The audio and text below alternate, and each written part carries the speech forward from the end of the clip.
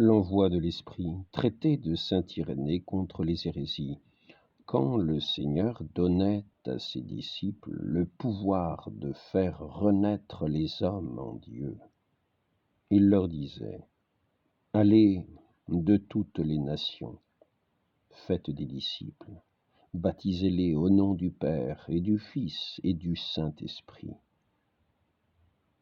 Cet esprit, en effet, il avait promis par les prophètes de le répandre dans les derniers temps sur ses serviteurs et ses servantes, afin qu'ils prophétisent.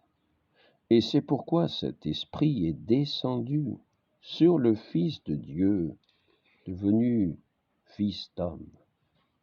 Avec lui, il s'accoutumait à habiter dans le genre humain, à reposer sur les hommes, à résider dans la créature modelée par Dieu.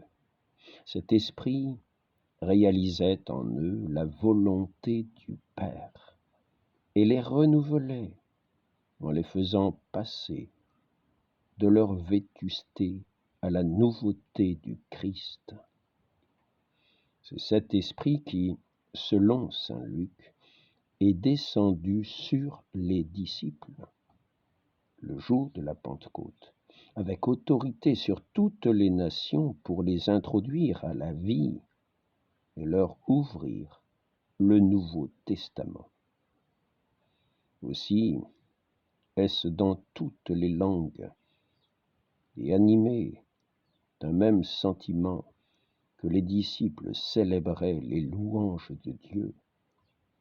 Et l'Esprit ramenait à l'unité les tribus séparées et offrait au Père les prémices de toutes les nations.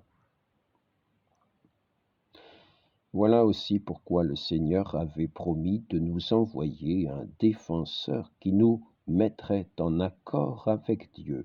En effet, avec de la farine sèche, on ne peut sans eau faire une seule pâte et un pain unique. De même, nous qui étions nombreux, nous ne pouvions pas non plus devenir un dans le Christ Jésus, sans l'eau qui vient du ciel. La terre aride, si elle ne reçoit pas l'eau, ne porte pas de fruits. Ainsi nous-mêmes, nous n'étions d'abord que du bois sec. Nous n'aurions jamais porté de fruits pour la vie sans la pluie généreuse venue d'en haut. Car nos corps, par le bain du baptême, ont reçu l'union qui confère l'incorruptibilité, tandis que nos âmes l'ont reçu par l'Esprit. L'Esprit de Dieu était descendu sur le Seigneur, l'esprit de sagesse et d'intelligence, esprit de conseil et de force, esprit de science et de piété, esprit de crainte de Dieu. À son tour, le Seigneur a donné cet esprit à l'Église en envoyant des cieux le défenseur sur toute la terre, là où Satan avait été précipité comme l'éclair, selon la parole du Seigneur.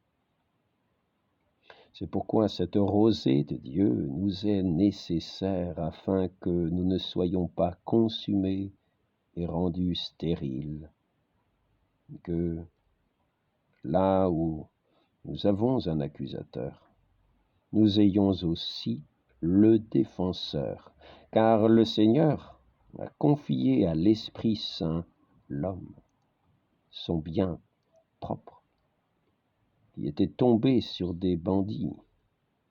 Le Seigneur a été saisi de pitié, il a pansé ses plaies, donnant 2 deniers à l'effigie du roi pour que, après avoir reçu par l'Esprit l'effigie et l'inscription du Père et du Fils, nous fassions fructifier le denier qui nous a été confié, et le rendions au Seigneur ainsi multiplié. Ainsi soit-il.